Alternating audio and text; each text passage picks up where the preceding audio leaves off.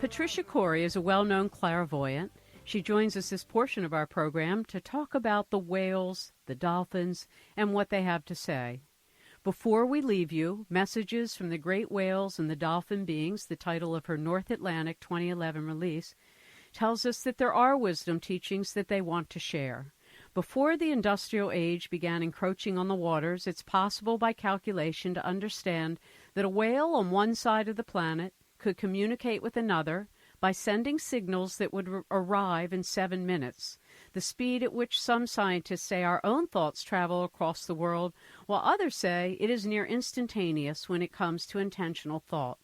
Today, however, we all have heard of the terrible stories of whales beaching themselves. Why? Our guest this hour attempts to answer that puzzle through her own encounters and communication with these beautiful species. Thank you for joining us, Patricia. Thank you, Dr. Zoe. Tell us a little bit about your own background in terms of how you became a clairvoyant. Well, I'm not sure you really become one. I was a clairvoyant child, and I was supported by a mother who encouraged that vision and supported me rather than trying to convince me that I wasn't seeing things. And all through my life, this, let's call it ability, gift, simply got stronger and stronger, and there are key moments in any given lifetime where events occur that sort of heighten that intuition and that guidance and that capacity. There have been many, and one of the great ones was in a crop circle in 1996 called the Julia Set, where I had kind of a major tune-up, if you'll call it, and began to work with in consciousness on another dimension. They call themselves the Syrian High Council, and from there I have really channeled very many books, about, I think, 10 altogether now, and the last one being the work that I'm doing directly with the whales and dolphins.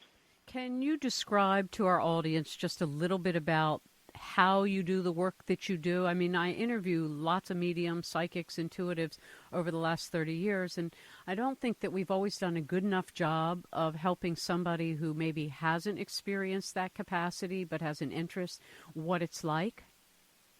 I'm glad you asked that question, because we realize, of course, that so many people are still in the skepticism zone, that people that have this ability are cons, or that it's their imagination. And so I would like to talk about that, and that is, we are all capable of psychic vision and psychic sense.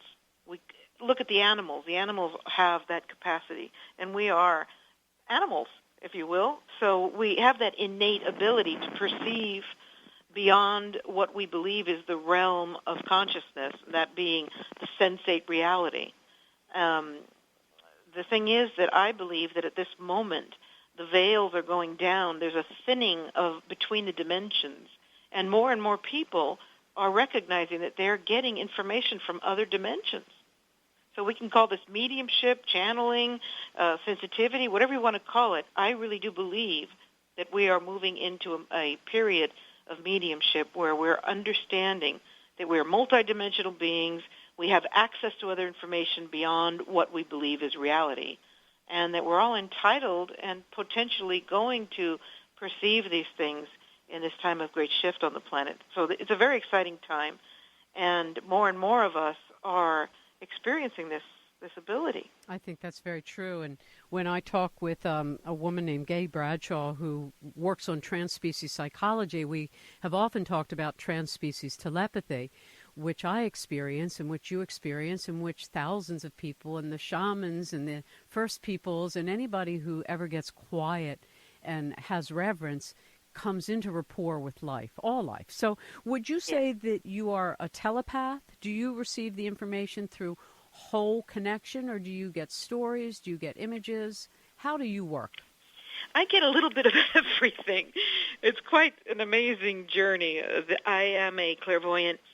I'm a clairaudient, so I'm hearing things.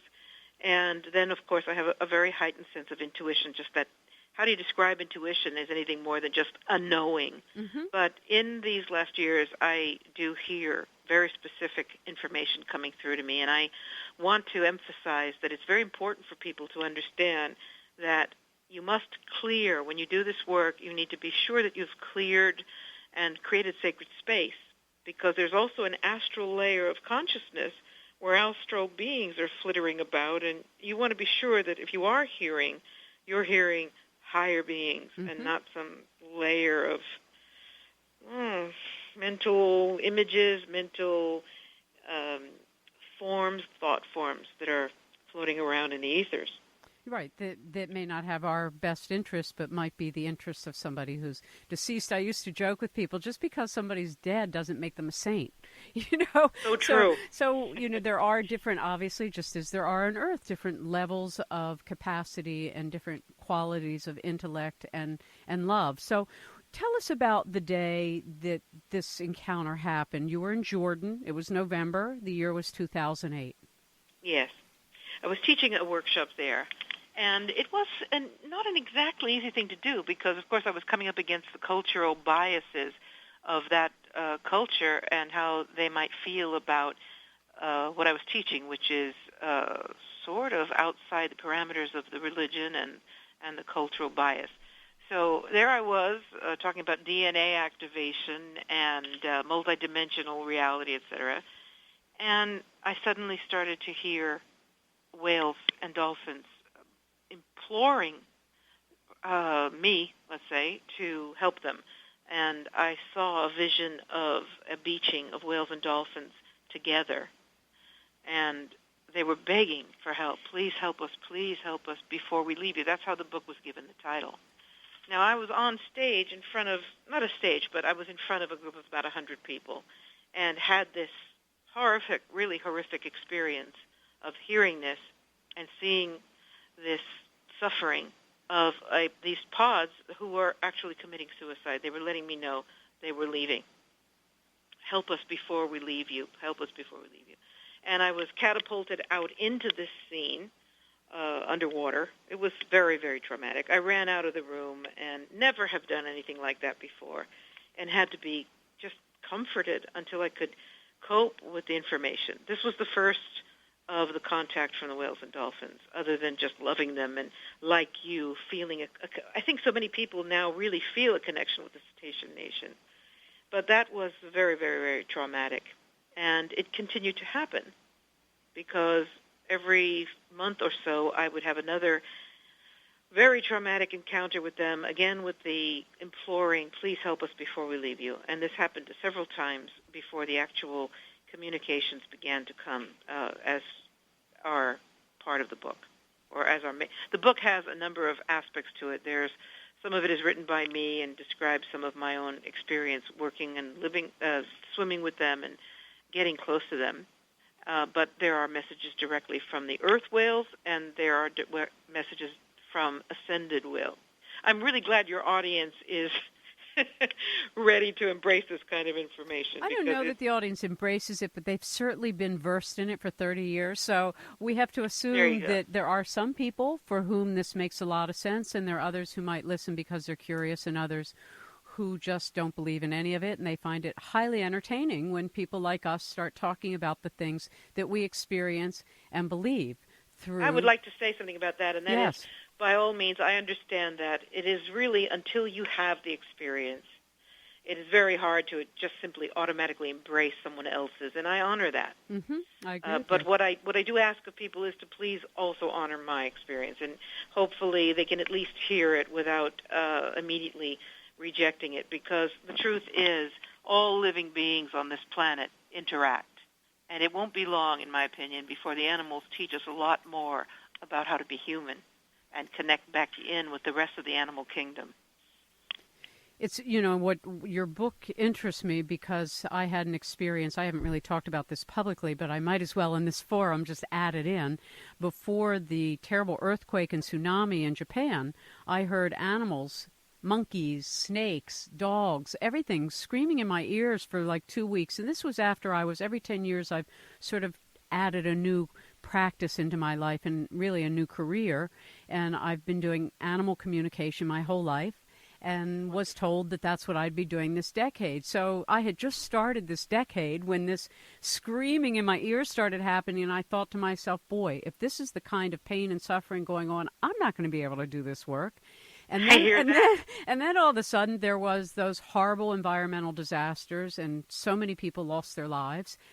And then the yelling stopped. And so I realized that the animal kingdom, like the ants before an earthquake, or the animals in the zoo in Zagreb, Croatia, hours before the bombing, animals know when there are earth changes, and they were trying to let us know. But I heard the same thing you learned, which is that they have a wisdom tradition they want to pass on to us now.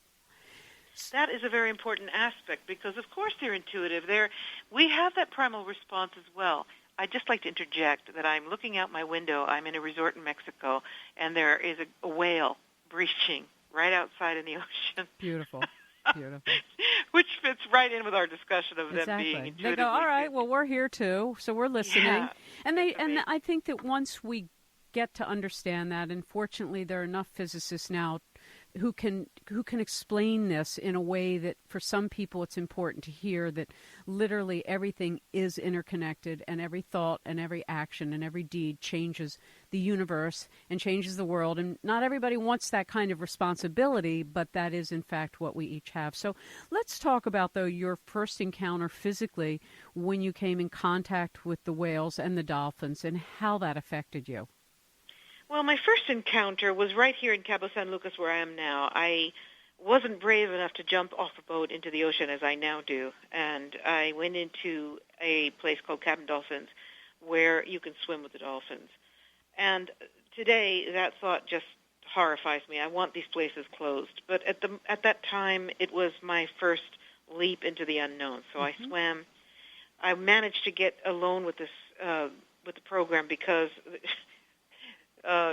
thanks to the universe, it poured that day in Cabo. I think 3 days out of a year it rains here. And nobody was there. No tourists were there. So I got to swim alone with this dolphin. And I asked it to come to me because he was with a trainer, and she kept saying, go out, come back, and she'd give him the fish. And this is described in the book, in fact. And I finally said to her, please, no fish, no trained response. I would love to see if this dolphin can just respond. So I was out there in the middle of this freezing tank, and I asked him, please come. Please know that there are human beings that understand that we can communicate, interspecies communication. So he swam out to me, and I put my arms out and said, can you feel the human love? Can you feel the love pouring out of me? And he swam over my arms. This is a very large mammal. And he nested in my arms. And I proceeded to do a healing on him because he was so traumatized from being in that tank. And I actually have pictures. 1 or 2 of them, I think, are in the book. And then I have others where he just closed his eyes and fell asleep in my arms, a dolphin. That's beautiful. And so that was my first miraculous experience. And then 2-3 years ago, I said to myself, well, it's time to walk your talk, Patricia, and my message for humanity is get out of your fear and live life to the fullest. Make it count. And my great fear was the sharks. That's all I have left for fear, sharks. So I knew that if I were going to swim with dolphins, I had to face that fear. And in the Azore Islands, which is such a rich environment for different species of cetaceans, I jumped off a boat and landed in the middle of a pod of dolphins. And I had epiphany after epiphany, swimming with them, being embraced by that energy. There was about 150 dolphins in the water, and they didn't swim away. They just stayed with me. So I was in the water with them for 2 hours that first time. And that was the most remarkable thing I think that's ever happened in my life. It's a beautiful telling. We're going to take a break. When we come back, we're going to talk about what actually the messages are from the great whales and the dolphin beings. Currently, we're discussing her North Atlantic 2011 release, Before We Leave You, Messages from the Great Whales and the Dolphin Beings. So picking up there of what actually you are being told and why this is so important for us to hear. Zohara, we are at a real turning point in the oceans of our world. I think more and more people really understand this now. Between the Gulf incident with the huge spills of, they're not even spills, the volcanic eruption of the pipelines under the Gulf water, and now the nuclear disaster of Japan and how that is encircling the globe. and all manner of other abuse of the oceans. Unquestionably, it's peril time for the oceans. We either wake up and understand this or we don't. There will be no life on the planet without ocean. And so every urgency exists for us to wake up and decide what we're going to do to take care of our ocean. And so the cetaceans, being the masters of the ocean, their first message is, when is the human race going to understand that you are the only species on this planet that pollutes its own environment? We need you to wake up and do something about the pollution that you are creating all over the planet, because without your involvement, the oceans are going to die. That's their first message, and we already know that, so this is not necessarily revolutionary. More important is their message that they are weaving the sounds of the ocean. This is no haphazard situation. The calls of the whales and dolphins we're still talking about what they really mean. And most marine biologists will tell us that they're mating calls, even though they admit they don't necessarily know what they mean, how they relate. But the messages that I'm receiving are that their function is to weave the sound of the oceans together, holding the ocean in balance with sound. And as woo-woo as that might sound, when you really think about it, we're learning more and more about frequency and how sound and harmony are a reflection of consciousness. So one of the great messages of the book, and as you read it, I'm sure you'll agree that it's all about sound and music, is that the whales and dolphins are saying, please help us continue to do our work, which is to weave the sounds of the ocean together and hold the ocean in balance. And this is being dramatically disturbed by sonar, by fracking, by oil drilling, by every kind of invasion of the natural process that industry and military are doing to our oceans. When I began the program, I described, there's a line in your book about this calculation before there were all these interruptions and interference frequencies that disrupt this harmony. A whale could sound to another whale within 7 minutes across the planet through the oceans. And over the years, you don't know about the work I used to do, but I covered a lot of the war games and the kind of empress stuff going on inside the oceans, and talking about the decibel increase and how destructive it must be to all the creatures of the water, not just whales and dolphins, though they may be the first to be able to articulate it to humans. Indeed, and we have now these 5-year plans from the Navy. I've been screaming about this to anyone who will hear. The Navy has embarked upon 5-year plans where they openly admit that they're going to be doing war games using every kind of weapon, chemicals, sonic booms, every kind of weapon, and they admit that they'll be taking out millions of cetaceans. They call it taking. In other words, killing, as a byproduct of what they feel they need to be doing in these war games to supposedly protect us from whatever they're protecting us from. And the human race is by and large standing by and letting this happen. So my call is to, when are we going to do something about this and stop this and give the cetaceans and all the, like you said, all the other life forms in the oceans the possibility, the chance to survive. We don't need to add to the equation of things that are killing off our marine animals. And you describe in your book that these sounds are one of the very particular things that actually is driving these creatures to suicide. Well, yes, because they have such delicate auric cavities. Their hearing is enormously more sensitive than ours, and these sonic booms are blowing their brains out. We have literally seen cetaceans that have had their brains blown out from the inside out, and although no one's claiming why, it's pretty obvious to those of us who are animal activists that this is directly related to sonic sonar.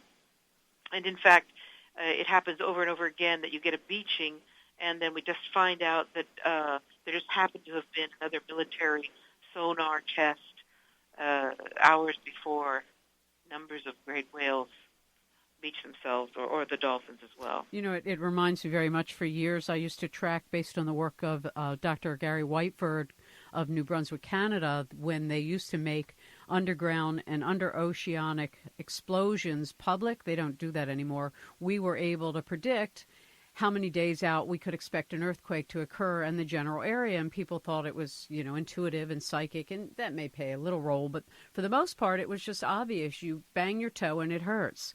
So the same thing here. And so when you talk to these beautiful beings and when they come and talk to you about the importance of sound, you also write that through sound, they have this ability, which we have to assume we can as well, unlock the Akashic record of other time periods. Explain what they mean. As we look at the potential of understanding multidimensional reality, we know that everything is vibration. So as you tune in, for lack of a better term, to any certain frequency pattern, you become attuned to that pattern and you begin to resonate with it, and therefore you unlock it. And so are things in the Akashic record stored in wavelengths? I believe they are. So when people talk about reading the Akashic record, what is the wave? What is the vibration that they've been able to attune to so that they can lock into that, let's call it dimensional storage room and retrieve that information? And without question, for me, the whales and dolphins have the capacity, because of their immense understanding of how sound affects the actual rhythms of the ocean, it affects the balance of the ocean, then by the nature of their awareness of their great capacity to use sound to create that balance, it's understandable that they also know how to access other levels of wisdom, other dimensions. Look, for example, a dog. Look at a dog. I mentioned my dog in the book. She knows exactly 8 minutes before, 5 or 6 minutes before, correct myself, when my husband is coming home from work. She knows exactly when that is. I could put the pasta in the pot and swear by it. She's so precise. Now, what is that? Is it because she has an acute sense of sound, acute sense of hearing? My other dog doesn't hear it. Is it because she's psychically picking it up? What is she drawing from the ethers that signals her awareness that he's 10 miles away from home and she knows exactly where he is? How do you describe that? And this happens even if he's driving a different car, so we can rule out some sort of acute sense of sound that she associates with his car. Well, Rupert Sheldrake wrote that beautiful book on this whole subject. She's attached to him, and she can feel his vibration exactly when he's in that close vicinity. Well, it's through. I mean, I think Rupert Sheldrake's whole book on when do dogs know when their owners are returning home is a long title, which was really about morphic resonance, is that there is this instantaneous telepathy that exists between all life. And if things are attached to one another through feeling, in this case, the emotional love the dog has for you all and you all have for your dog, that in the same way a mother and a child, thousands of miles apart, can communicate when there's duress or when there's great need. So I think that anybody in our listening audience who has ever thought about a friend and then all of a sudden heard from a friend understands that somehow or other information travels faster than light and outside the bounds of time and space. Right, and I would like to suggest two things. First of all, if you can fathom the capacity of human-to-human telepathy, that it's not that far-reaching to imagine that there can be interspecies communication. For sure. So that's the first one. And certainly, forgot what my second point was. Well, maybe we'll come back to it, because I think you do a beautiful job of articulating what many people are talking about. I mean, I'm glad to say we're not alone in this conversation. There are millions of people on the planet who feel as you and I feel, and as some of our listeners feel, that we are decidedly at a time frame when humanity is going through a drastic change in its awareness of itself and in its opportunity both to behave properly and to think well, meaning that thought is a force as big as the sun, if not more. And if we ever really brought it all together, we could restore the planet in an instant. I actually believe that, though everybody thinks I'm a little weird on that one. But when the dolphins and the whales say to you, this is an important time period, it has also a lot to do with their perception of there are other dimensions than just the physical world in which we have existence. Yes, well, herein lies the rub. The book proposes that the whales and dolphins are actually higher consciousness beings than human beings. So this is a concept that really kind of is difficult for people to embrace because we have been taught and we believe that we are the ultimate exalted, intelligent being on this planet, the highest form of consciousness. And the book dares propose that that's not the case, that the whales and dolphins are connected, aware of their multidimensionality, connecting with beings of their own species who reside on other levels of consciousness and other dimensions, and preparing to teach the human race, which has in many ways devolved consciously, to help us remember our mission, our purpose, and who we are. So that's a concept that's a little bit tough for people to get around, but I love the idea. Isn't it fascinating to think that at this time where humankind is so polarized, that the animals can help us back into our connection with all life? I actually agree with you. I mean, I feel that that is what's taking place because there is a great wisdom tradition, and I've had some of my own experiences about that. I think my husband was telling me earlier when John Lilly, years ago, talked about the dolphins as being the superior consciousness on Earth. He certainly was not embraced by everybody, and that was back in 1955. When he began that series of experiments. What happened with John Lilly is he got a little bit carried away and he gave some dolphins LSD because he was interested. And, of course, back in those days we didn't really understand the real impact of LSD. It was still an experimental situation. But he gave them LSD because he was hopeful that he could completely break through. And this was poo-pooed, of course, because it was very harmful to that was a step he probably shouldn't have taken.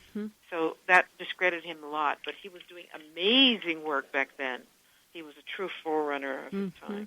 And so when we look at how many mediums and how many intuitives and how many children now say that they're receiving teachings from the animals, whether it's the bird or it's a crocodile that they see or any species, why the whale and the dolphin in terms of trans-species communication? What is it that they are teaching that perhaps other species don't or aren't here to teach?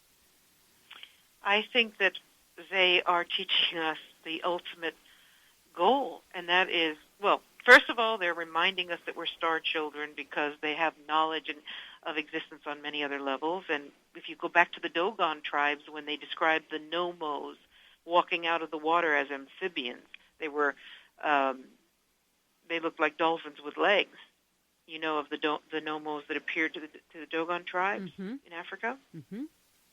And they described them as coming from Sirius, and they described them as explaining to the tribe the three-star system of Sirius that was unknown to scientists at that time. It was only about 40 or 50 years later that scientists really got that information. So these are, let's call them ancestors of the dolphins and the whales. And I believe, and the book describes how they have been around so many millions of years longer than we have. They have even seen us be nested and birthed as a species.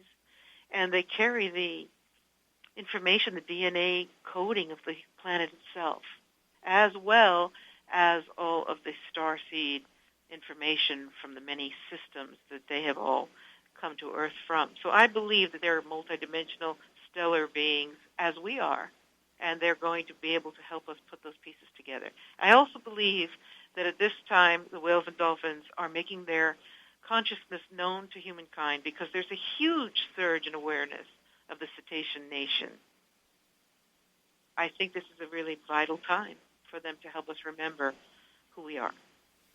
If you've just joined us, our guest is Patricia Cori. Her book, Before We Leave You, Messages from the Great Whales and the Dolphin Beings, a North Atlantic 2011 release. You can also find more at her website, www.patriciacori.com. So given in your title, Before We Leave You, are the whales and dolphins leaving the Earth?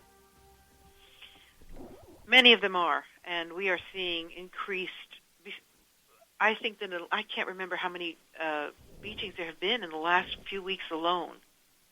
There was an incident somewhere in California where a number of dolphins came onto the shore, and the tourists managed to get them back in the water. And there was a discussion about this. Does this mean, are we interfering with their karma? Do they really want to leave? Whatever. And their message is, there's still time. We don't have to go. We need to see that you care enough. You care enough to help us survive. And this means that we need to do everything we can to help them understand, believe that the human race gets it, and that we love them, and that we honor them, for starters. And there must be a decrease in this sonar, abusive sonar that's back again with more of these Navy programs. Now there's a new one restarting in the Oregon area. This beautiful, pristine water is going to be another Navy battleground for the next 5 years. How long can the Cetaceans handle all of this abuse? I don't know. Well, and as you point out, and other biologists, marine biologists have pointed out, is that you can see in their organs that the sound is, you describe it as disintegrating from inside out. Yes. Well, they've been found this way with their brains literally blown out. And they say they don't know what causes it. Well, it doesn't take much of a rocket scientist. No. You don't have to be to understand that this is because it's the sonar that's just devastating their oral cavity. Well, we have this in our own military use and crowd control amplification of sound at a certain decibel that creates such irritation or such heating on the skin that people will flee. And it's been deployed, and it's been deployed recently and in warfare. So we know this to be true. Even those, the great wind farms now, there's a syndrome that people are having as a result of the compression of air and the hum, and it makes them biologically sick. It doesn't get talked about much, but people can go online and find it. So the truth is we are water beings ourselves, like dolphins and whales. We just think of ourselves as being bony, hard-filled things, Exactly. But we're mostly water. So whatever a dolphin and a whale experiences, we also experience, but we don't associate ourselves as being water beings. And we don't remember that they're also mammals. They're water. They're residing in water, but they still are hot-blooded mammals. Mm-hmm. And but so, yes, they can stay or they can go. And the good news is that even if they do leave, they'll be working with us and for us on other levels, like some of their ancestors, if you will. But I love them. I want them to stay. I am dedicated to Gaia rediscovering, rebalancing all these energies and all these life forms, this wealth, the variety of life on Earth. This is the Garden of Eden. I agree with you entirely. Absolutely. I always say I'm a cheerleader for Paradise Now because it's really the only archetype that we are all native to. It's in every soul. It's in every living form. That perfection is not an illusion, and it's not foolishness. Eden really is our obligation and our calling. Indeed. And, you look at the forces of the power at the moment on this planet, they seem so intent on destroying all living things, and we simply cannot let that happen, and we won't. When you talk to other people who first hear this, and the first response generally for people is fear, and fear really prevents us from the love, which is the great healer and the great connector and the great all. What do you say to people about what they can do with their own transformation and how each person makes such a profound difference on Earth? Well, we're in sync, Dr. Zoe, because my big message to everyone is face your fear and get through it, because it's paralyzing. It stops you from living life, and it stops you from protecting the Earth.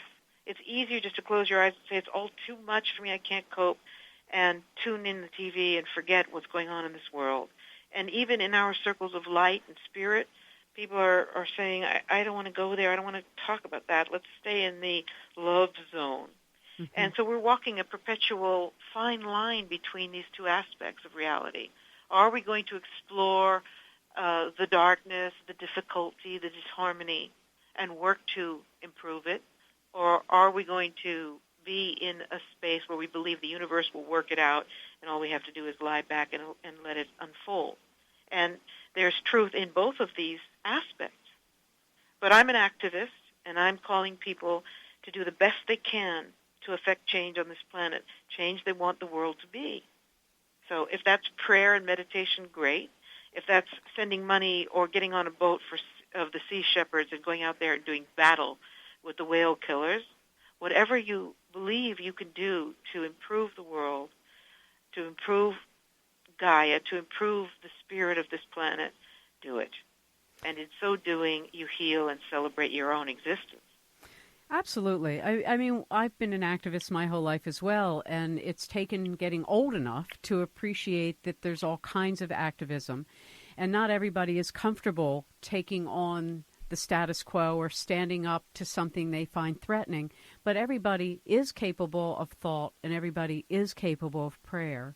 And Amit Goswami's come out with a beautiful new work called Quantum Activism, which is when humans finally appreciate the power of prayer as being the greatest force on earth, meaning our collective goodwill, our collective desire to see healing, and our collective love of other, be it the tree or the dolphin or each other, that itself is a vibration of healing. And so I would just like to say that for people in our audience who feel they can't do as much as perhaps you do, or maybe what I do, but they can do what they do wherever they are, and that even if it's not explicitly for the dolphins, it can be the way you eat and what you choose to do, so that there's just less suffering. And if we alleviate some of the suffering going on in the animal kingdom, whether it's the animal farm, the factory farm, or what's on your table to eat, I think that we will change the balance and then receive some of the help that we want and can use from other dimensions, who are really waiting to see what we're going to choose to do. Exactly. And even a more practical way, if you don't meditate, if you don't have the focus and concentration to send that love out, you can always send a $5 check to the Sea Shepherds or another organization that's doing the activism work. These are our warriors. Let's give them our support. Mm-hmm. They need money, because one of the things about the spiritual groups is that we often we don't have the kind of funding that the power the military has.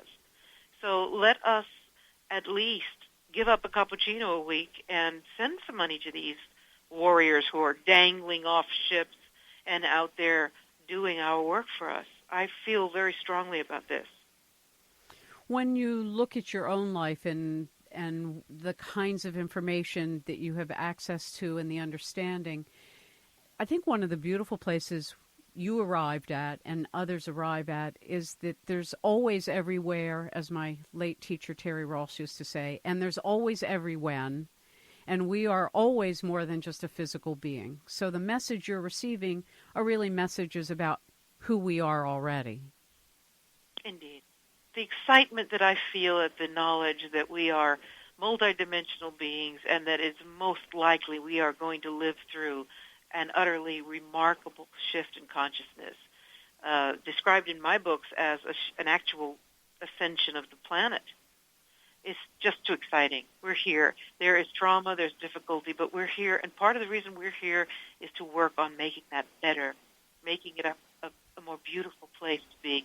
Now, we're only transiting here. We're immortal beings, but by cracky, while I'm here, I want to do the most I can to heal and celebrate all the life that I encounter in this world.